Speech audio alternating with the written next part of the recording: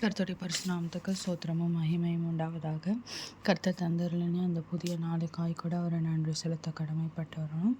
இந்த நாளில் கூட தேவன் தியானிக்கும்படியாக நமக்கு கொடுத்த உவமையானது இழந்த நாணயம் உவமை. அதாவது இதோட மையப்பொருள் இழந்ததை தேடி பிடிக்கும் தேவனுடைய அன்பு.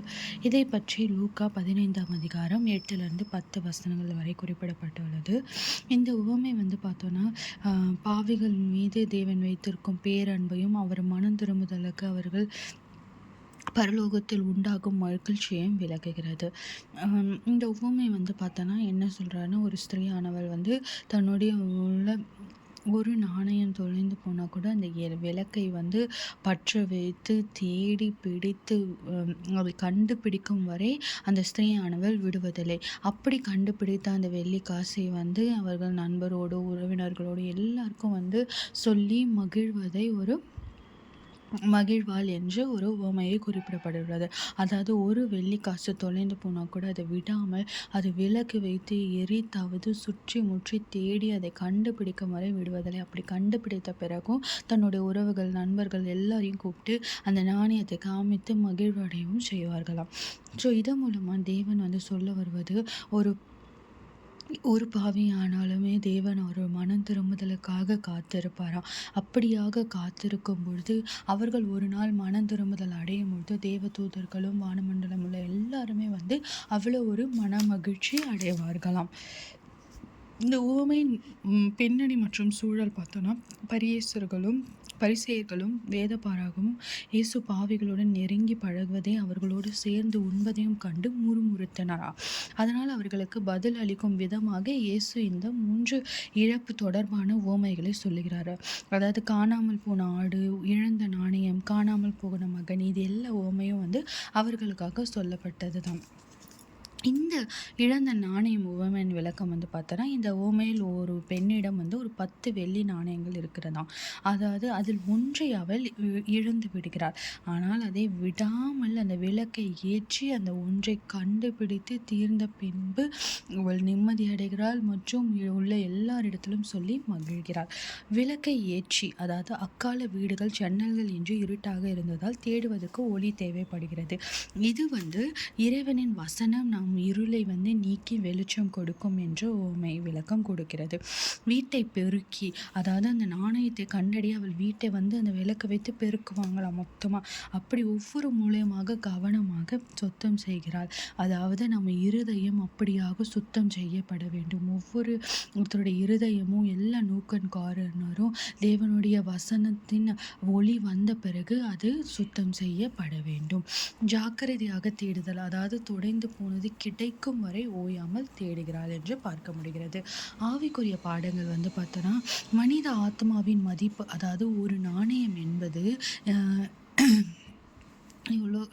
உலகத்தின் மதிப்பை தாண்டி அதன் மேல் பொறிக்கப்பட்ட உருவத்திற்காக மதிப்பை பெறுகிறது. அதுபோலவே மனிதன் பாவத்தோட அழுக்கு அடைந்திருந்தாலும் அவன் உள்ளில் உள்ள தேவ சாயல் மாறாதது. எனவே அதுதான் தேவன் நம்மை தேடுகிற தேடல் என்று பார்க்கப்படுகிறது. தேவனின் விடாமுயற்சி. நாணயம் தானாக தேடி வராது, தேடுபவர்கள் அதை தேடி செல்ல வேண்டும். நாமும் நம் பாவத்தில் தொலைந்து போயிருக்கும் பொழுது தேவன் நம்மை தேடி வருகிற தேவன். நம்ம பார்த்து வருகிற எல்லா உண்மையில பார்க்கும்பொழுது தேவன் நம்மளை தேடி வருகிற தேவன். நம்ம போலனாலும் அவர் நம்மளை தேடி நம்ம அருகில் நின்று நம்ம பாவத்தை அறிக்க விடுவோமா, மனம் திரும்புவோமா, பரலோக ராஜ்யம் சந்தோஷப்படுமா என்று காத்து கொண்டு இருக்கிறதை பார்க்க முடிகிறது. மனம் திரும்புதலின் மகிழ்ச்சி. அந்த பெண் நாணயத்தை கண்டடைந்தவுடன் தன் தோழிக்கு, அயலாருக்கு எல்லாருக்கும் அழைத்து சந்தோஷப்படுகிறார்.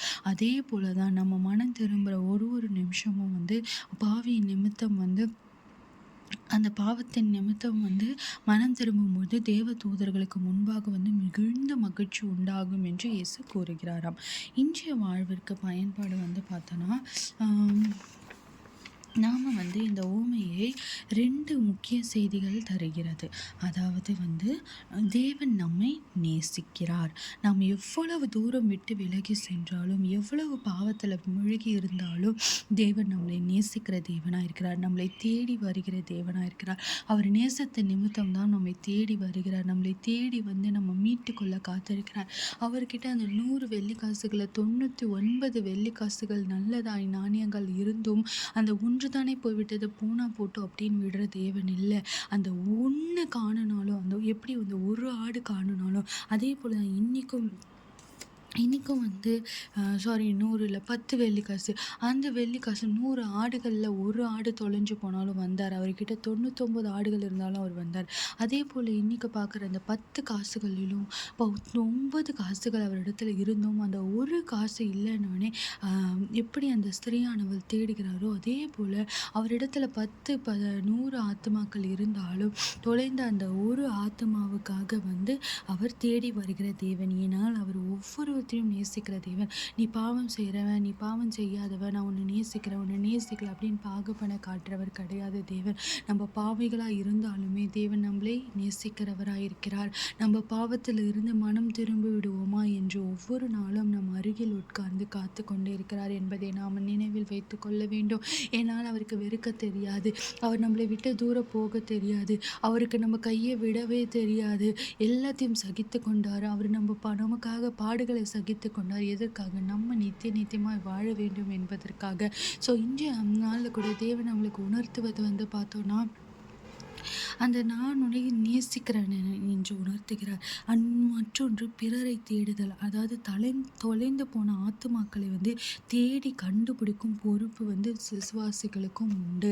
தேவன் எப்படி நம்ம ஒருத்தரையும் தேடி நம்மோடு இருந்து நம்ம மனம் திரும்புதலை பார்க்கிறாரோ, பார்த்து சந்தோஷப்படுகிறாரோ, அதே போல் அவருடைய சாயலை பிரதிபலிக்கிற நாமும் கூட நம்மளோட சபைகளையோ நம்மளுக்கு தெரிந்தவங்க மத்தியிலையோ ஒருத்தர் வழி தவறி போகிறாங்க, வழி மாறி போகிறாங்கன்னா அவங்களை திருத்தி அவங்களோடு இருந்து அவங்களை நல்வழிப்படுத்தி தேவனுடைய இடத்துல கொண்டு சேர்ப்பதும் விசுவாசிகளோட கடமைகள், சபையோட கடமை என்று தேவன் உணர்த்துகிறார். ஸோ இந்த இழந்த ஆடு, இந்த இழந்த நாணயம் எல்லாமே ஒரே மாதிரி தான். நம்ம நேற்றைய தினத்தில் பார்த்த மாதிரியே தான். அவர்கிட்ட 10 காசுகள் இருந்தும் அந்த ஸ்திரீயானவள் அந்த ஒரு காசு எப்படி தேடி கண்டுபிடிக்கிறாளோ, அதே போல தான் தேவனும் அவரிடத்துல எல்லா ஆத்மாவும் ரட்சிக்கப்பட்டு ஒருவேளை உலகத்தில் உள்ள மொத்த ஆத்மாவும் ரட்சிக்கப்பட்டது, ஆனால் ஒரே ஒரு ஆத்மா மட்டும் ரட்சிக்கப்படலானாலும் அப்பையும் தேவன் காத்திருப்பார். அப்பையும் அவர்களுக்காக காத்திருந்து அவர் பக்கமாக இருந்து அவர்கள் மனம் திரும்பி அவரை ஏற்றுக்கொண்டு அடையும் வரை அவர்கள் காத்திருப்பார். ஏன்னா அவர் நம்மளை தண்டிக்க தீவிரமாக இருப்பதில்லை, நம்மளை மன்னிக்க தான் தீவிரமாக இருக்கிறார். தேவன் ஒரு ஆத்மாவும் ரட்சிக்கப்பட வேண்டும், மனம் மாற வேண்டும் என்றுதான் ஒவ்வொரு நாளும் நம் மீது அவர் ஆர்வமாய் ஏக்கமாய் இருக்கிறார் என்பதை நம்ம புரிந்து கொள்ள வேண்டும். நம் தேவன் நம்ம பாவத்தின் நிமித்தம் நம்மை விட்டு போற தேவன் இல்லை. அந்த பாவத்தின் நிமித்தம் நம்ம கூட இன்னும் நெருக்கமாய் நம்மளுக்கு உணர வைத்து அதை விட்டு விலக வைத்து நமக்கு சீரும் சிறப்புமாய் நிரந்தரமான ஒரு சந்தோஷமான வாழ்க்கை தரக்கூடிய தேவனாக இருக்கிறார் என்பதில் எந்த ஒரு சந்தேகமும் இல்லை. இன்றைய நாளில் கூட நாம் எடுக்க வேண்டிய முயற்சிகள் என்னன்னா, அவரை விட்டு விடக்கூடாது. அவர் எப்படி நம்மளை விடாமல் இருக்காரோ அதே போல் நாமும் அவரை விடாமல் இருக்க முயற்சி செய்ய வேண்டும். பாவத்துக்கு முன்னுரிமை கொடுக்கவே கூடாது. பாவம் என்பது நம்ம வாழ்க்கையில் இருக்கவே கூடாது. அப்படி இருப்பின் இன்றைய நாளிலே அதை சொல்லி அதை அறிக்கையிட்டு அதிலிருந்து மீண்டு கொள்ளும்படியாக நம்மை நாம் தயார்படுத்தி கொள்ள வேண்டும். அப்படி செய்தால் மட்டும்தான் அவருடைய ராஜ்யத்தில் நாம் சேர்த்து கொள்ளப்படுவோம். நாம் அவருக்கு நமக்காக ஆர்வமுடன் வாஞ்சியுடன் காத்திருக்கிறார். என் மக ஒரே ஒரு மனம் திரும்புதல் அடைய மாட்டாளா, அறிக்கையிட மாட்டாளா என்று ஆர்வத்தோடு காத்திருக்கிறார். அந்த ஒரு எதிர்பார்ப்பை நம்ம உடைக்காமல் தேவன் நினைப்பதற்கும் மேலாய் அவரை நம்ம அன்பு வைத்து அவர் நம்மளை நேசிப்பது போல நாமும் அவரை நேசித்து அவரை இறுக அவரோட கரத்தை பற்றி கொண்டு அவர் அப்பா தகப்பனே என்று நம்ம அவரை அழைக்கும்படியாக உரிமையை தந்த தேவனாக இருக்கிறார். அப்படி இருக்கும்போது அவர் தகப்பானான அவரை நம்ம விட்டு விடாமல் ஏக்கத்தோடு நம்மளை பார்த்து கொண்டிருக்கிற நம்மளை தகப்பனுக்கு ஒரு உரிமையும் ஒரு உற்சாகத்தையும் ஒரு நம்மளோட மனம் திரும்புதல் தான் அந்த பரலோகத்தின் உற்சாகமே, அந்த பரலோகத்தின் மகிழ்ச்சியே. அப்போ பாருங்க அவங்கள எவ்வளோ ஒரு ஏக்கத்தோடு ஏக்கத்தோடு எவ்வளோ ஒரு ஆர்வத்தோடு காத்து கொண்டு இருக்கிறாங்க. யாரையுமே அவருக்கு தண்டிக்கணும்னு நினைப்பே இல்லைங்க. எல்லாரையுமே பரலோக ராஜ்யத்தில் சேர்த்து கொள்ள வேண்டும் என்பது தான் அவருடைய எண்ணம். அதனால தான் இத்தனை உவமைகள் அவர் பேசினார். இத்தனை உவமைகளை பேசி மக்களுக்கு புரிய வைத்ததை இந்த இடத்துல பார்க்க முடிகிறது.